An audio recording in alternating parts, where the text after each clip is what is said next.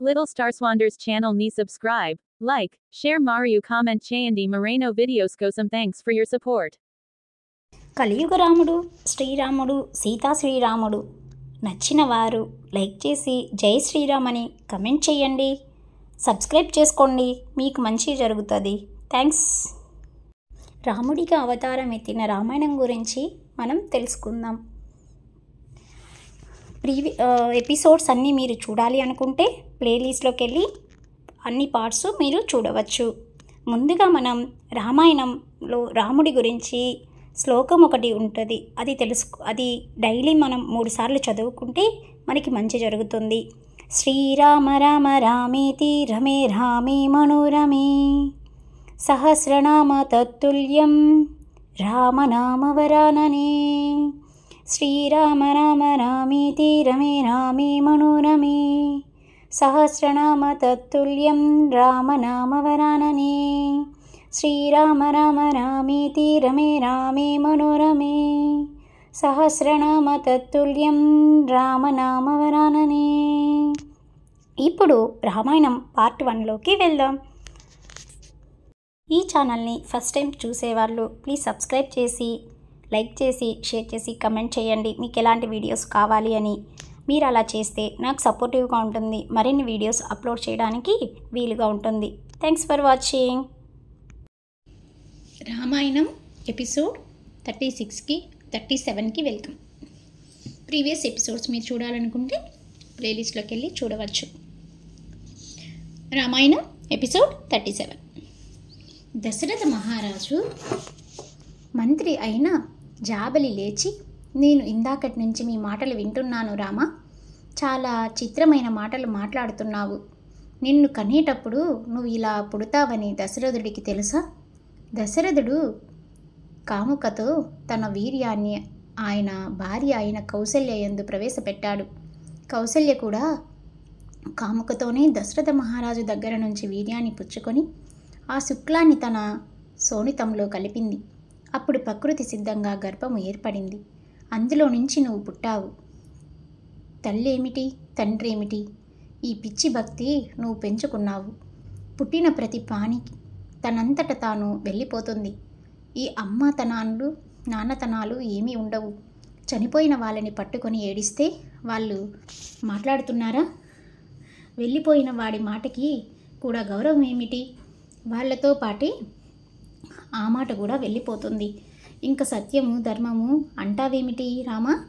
అసలు ఇవన్నీ ఎందుకు వచ్చాయో చెప్పనా? ఏదో రకముగా ఇలాంటి పుస్తకాలు రాస్తే డబ్బున్న వారి దగ్గర దానాలు ధర్మాలు కొట్టేయచ్చని కొంతమంది ఇలాంటి ధర్మాలు రాస్తారు. నిజంగా పితృకార్యాలు తద్దినాలు లేవు. అన్నీ ఒక్కటి పక్కన ఊరిలో ఉన్నవాడికి ఇక్కడ అన్నము పెడితే వాడి ఆకలి తీరదు. చనిపోయి ఎక్కడో ఉన్న మీ నాన్నకి ఇక్కడ తద్దినం పెడితే ఆకలి తీరుతుందా? ఎవడు చెప్పాడు ఇవన్నీ? హాయిగా ఉన్న దానిని అనుభవించు అన్నాడు. ఈ మాటలు విన్న రాముడు ఎరుపెక్కిన కళ్ళతో, జాబలి, నువ్వు చెప్పినది సత్యమైతే అసలు జీవకోటికి ప్రవర్తన అనేది ఉండదు. ఎవడి ఇష్టం వచ్చినట్టు వాడు ప్రవర్తించవచ్చు.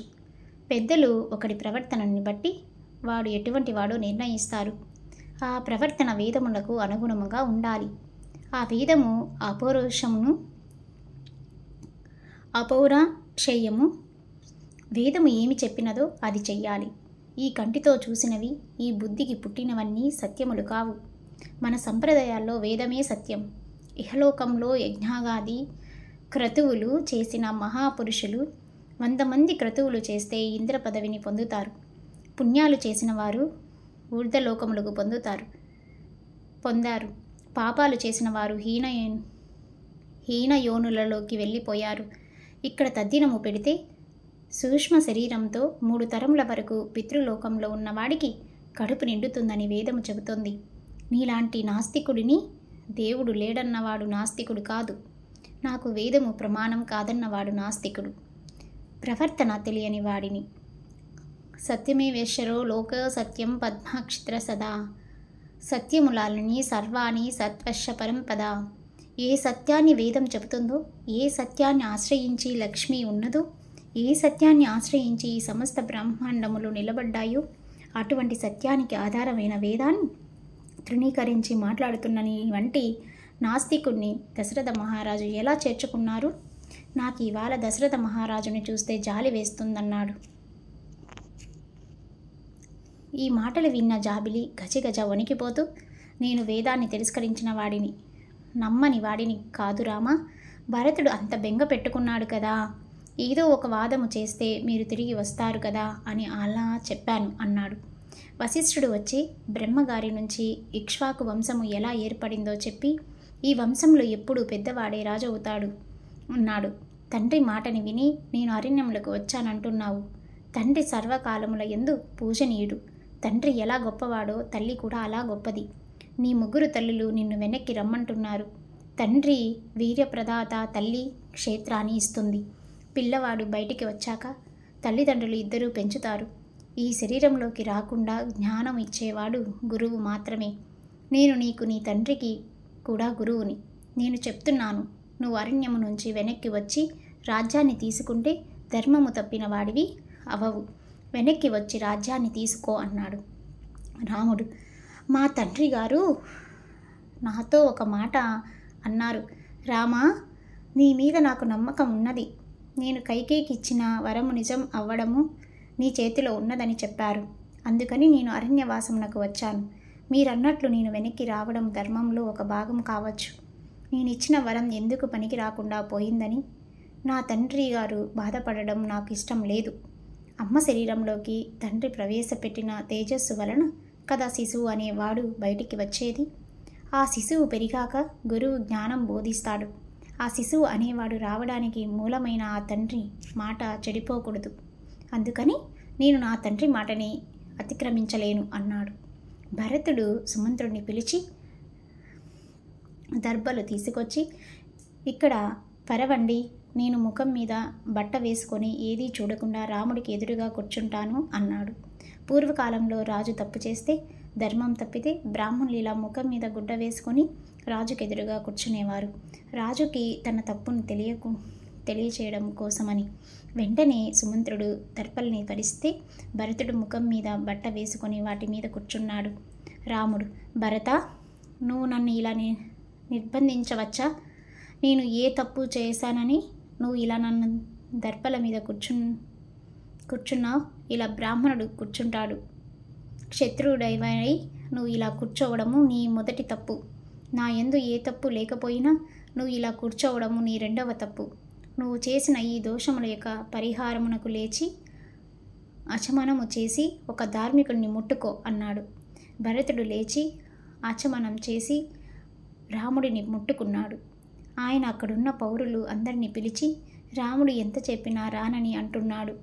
నేను కూడా ఇక్కడే రాముడితో అరణ్యములలో ఉండిపోతాను, లేదా ఆయన బదులు అరణ్యవాసము చేస్తాను. నా బదులు రాముడు రాజ్యపాలన చేస్తాడు అన్నాడు. ఈ మాటలు విన్న రాముడు నవ్వి, భరత, అలా మార్చుకోవడం కుదరదు. నాన్నగారు నిన్ను అరణ్యములకు వెళ్ళమని చెప్పలేదు.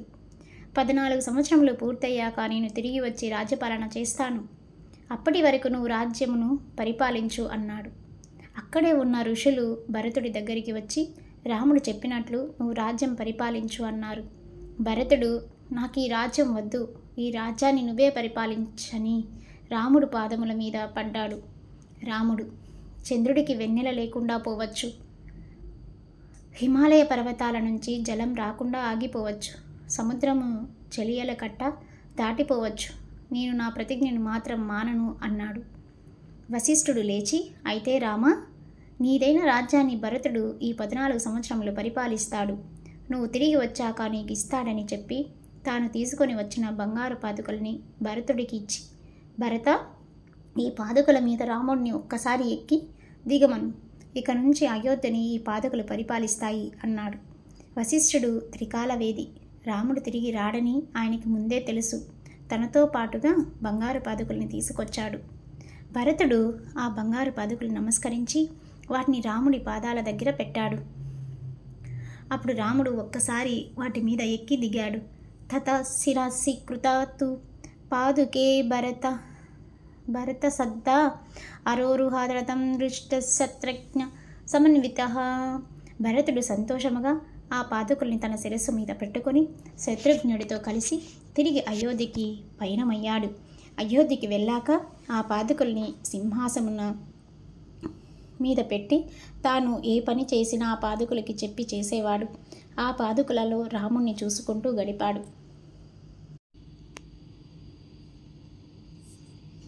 రాముడి దగ్గరికి అక్కడ ఉండే తాపసులంతా వచ్చి, ఇక్కడ దగ్గరలో కరుడు అనే రాక్షసుడు ఉన్నాడు, నువ్వు ఇక్కడికి వచ్చి తిరుగుతున్నావని తెలిసి నీ మీద ఏ క్షణానైనా దండయాత్ర చేయడానికి సిద్ధపడుతున్నాడు. ఇప్పటికే వాడు మమ్మల్ని రోజు కష్టపెడుతున్నాడు. అందుకని మేము ఇక్కడ ఉండకుండా దూరంగా వేరొక వనానికి వెళ్ళిపోతున్నాము. నువ్వు కూడా మాతో వస్తావా అని అడిగాడు. ఇక్కడికి భరతుడు, శత్రుఘ్నుడు, కౌసల్య, సుమిత్ర, కైకేయి వచ్చారు. ఇక్కడే ఉంటే నాకు వాళ్ళు బాగా జ్ఞాపకం వస్తుంటారు. ఇక్కడికి వచ్చిన సైన్యంలోని జంతువులన్నీ మలమూత్రాలని విసర్జించడము వలన ఈ ప్రదేశము శౌచము కోల్పోయిందని రాముడు తన మనసులో అనుకొని సీతా లక్ష్మణులతో కలిసి ఆ తాపసులతో బయలుదేరాడు. అలా కొంత దూరం ప్రయాణించాక వారు అత్రి మహర్షి ఆశ్రమానికి చేరుకున్నారు. అత్రి మహర్షి వారికి స్వాగతం చెప్పి, నా భార్య పేరు అనసూయ, కర్దము ప్రజాపతి దేవహూతుల కుమార్తె. ఆమె చాలా వృద్ధురాలు. ఒక్కసారి దేవతల కోసం 10 రాత్రులు కలిపి ఒక రాత్రి చేసింది. దేశంలో 10 సంవత్సరాల పాటు క్షామం వస్తే ఎండిపోయిన గంగానదిని తన తపశ్శక్తితో ప్రవహించేటట్టు చేసింది. ప్రజలందరికీ అన్నం పెట్టింది. ఆమె 10,000 సంవత్సరముల పాటు ఘోరమైన తపస్సు చేసింది. సర్వభూతముల చేత నమస్కరించబడడానికి యోగ్యురాలు. రామా, సీతమ్మని ఒక్కసారి అనసూయ చూస్తుంది కనుక ఆమె దగ్గరికి ఒకసారి పంపించు అని అన్నాడు. తన దగ్గరికి వచ్చిన సీతమ్మని తన ఒళ్ళో కూర్చోబెట్టుకొని అనసూయ, సీత, నువ్వు మహాపతివర్తవి. భర్తని అనుగమించి అరణ్యానికి వచ్చావని విన్నాను. ఆయన దుర్మార్గుడే కావచ్చు, ధనం లేనివాడు కావచ్చు, హీనుడే కావచ్చు, పతితుడే కావచ్చు, గుణములు లేనివాడు కావచ్చు, కానీ స్త్రీకి పతియే దైవం అని నేను విశ్వసిస్తున్నాను. నీ అభిప్రాయం కూడా చెప్పు అని అడిగింది. సీతమ్మ, నేను పుట్టింట్లో ఉన్నప్పుడు నాకు ఈ మాటే చెప్పారు. పాణిగ్రహం చేయించేటప్పుడు కూడా ఈ మాటే చెప్పారు. అత్తవారింటికి వచ్చాక అరణ్యములకు బయలుదేరే ముందు కూడా కౌసల్య ఈ మాట చెప్పింది. నా అదృష్టం ఏమిటి అంటే, అమ్మ, నాన్న, సోదరులు, గురువు ఎలా ప్రేమిస్తారో నా భర్త నన్ను అలా ప్రేమిస్తాడు. గొప్ప ధర్మము తెలుసున్నవాడు, జితేంద్రియుడు. ఇటువంటి భర్త లభిస్తే అతనిని ప్రేమించడంలో గొప్పతనము ఏమున్నది అన్నది. సీతమ్మ మాటలకి ఎంతో సంతోషించిన అనసూయ కొన్ని కానుకలు ఇస్తూ, సీత, నీకు ఎప్పుడు నగలని కొన్ని బట్టలు ఇస్తున్నాను, ఎప్పుడు వాడని కొన్ని పువ్వులు ఇస్తున్నాను, ఎప్పుడు వాసన తగ్గని కొన్ని అంగరాగములు ఇస్తున్నాను. ఇవి నువ్వు పెట్టుకుంటే నీ భర్త నిన్ను చూడగానే ఆనందాన్ని పొందుతాడు. లక్ష్మీదేవి శ్రీ మహావిష్ణువుని సంతోషపెట్టినట్టు ఇవి ధరించి ఒక్కసారి రాముడికి కనపడి సంతోషపెట్టు అన్నది.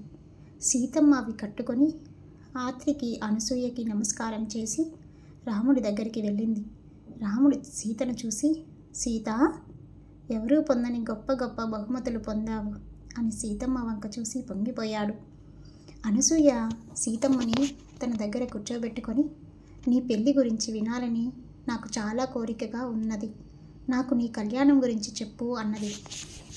సీతమ్మ, జనక మహారాజు భూమిని దున్నుతుంటే నాగటి చాలుకి తగిలి పైకి వచ్చాను కాబట్టి నన్ను సీత అని పిలిచారు. మా నాన్నగారు నన్ను చాలా కష్టపడి పెంచారు. నాకు యుక్త వయసు వచ్చాక శివధనుసుని ఎత్తిన వాడికి నన్ను ఇచ్చి వివాహం చేస్తానని అన్నారు. రాముడు శివధనుర్భంగం చేశాడు. మా తండ్రి నాకు ఒక వరమాల ఇచ్చి నా చెయ్యిని రాముడి చేతిలో పెట్టి నీళ్లు పొద్దామని జలకసము తీసుకొచ్చి చెయ్యి పెట్టబోయాడు. కానీ రాముడు, నేను క్షత్రియుడిని కనుక శివధనుసుని విరిచాను. నీ కుమార్తెని భార్యగా స్వీకరించాలంటే మీరు కన్యనిచ్చినంత మాత్రాన స్వీకరించను. ఈ కన్య నాకు భారీగా ఉండటానికి తగినదో కాదో నా తండ్రి గారు నిర్ణయించాలి. ఆయన అంగీకరిస్తే స్వీకరిస్తాను అన్నాడు. మా నాన్నగారు దూతల చేత దశరథ మహారాజుకి కబురు చేశారు. దశరథ మహారాజు మా వంశ వృత్తాంతాన్ని విన్నాక వివాహానికి ఒప్పుకున్నారు. అప్పుడు నేను రాముడికి అర్ధాంగిని అయ్యాను అని చెప్పింది. ఈ మాటలు విన్న అనసూయ పొంగిపోయింది. మేము ఆశ్రమం నిర్మించుకుంటాము, ఎటు వెళ్ళమంటారు అని వారు ప్రతి మహర్షిని అడిగితే ఆయన, ఇక్కడ రాక్షసులు, క్రూర మృగాలు తిరుగుతూ ఉంటాయి. ఋషులు పళ్ళు తెచ్చుకునే దారి ఒకటి ఉన్నది. ఆ దారిలో మీరు చాలా జాగ్రత్తగా వెళ్ళండి అని ఆ దారిని చూపించారు. అప్పుడు అత్రి మహర్షి దగ్గర, అనసూయ దగ్గర ఆశీర్వాదం తీసుకొని సీతారామలక్ష్మణులు ఆ దారిలో తమ ప్రయాణాన్ని సాగించారు. మేఘాలలోకి సూర్యుడు వెళితే ఎలా ఉంటుందో అలా లక్ష్మణులతో రాముడు వెళ్ళాడు. నెక్స్ట్ ఎపిసోడ్లో వాళ్ళు ఇంకొక గృహం చేసుకోవడానికి వెళ్తున్న రామలక్ష్మణులు అక్కడ ఎలా ఉంటారు, ఎలాంటి వాళ్ళకి ఇబ్బందులు కలుగుతాయి, లేక మంచిగా ఉంటారా అనేది నెక్స్ట్ ఎపిసోడ్లో చూద్దాం. Thanks for watching. Please subscribe my channel.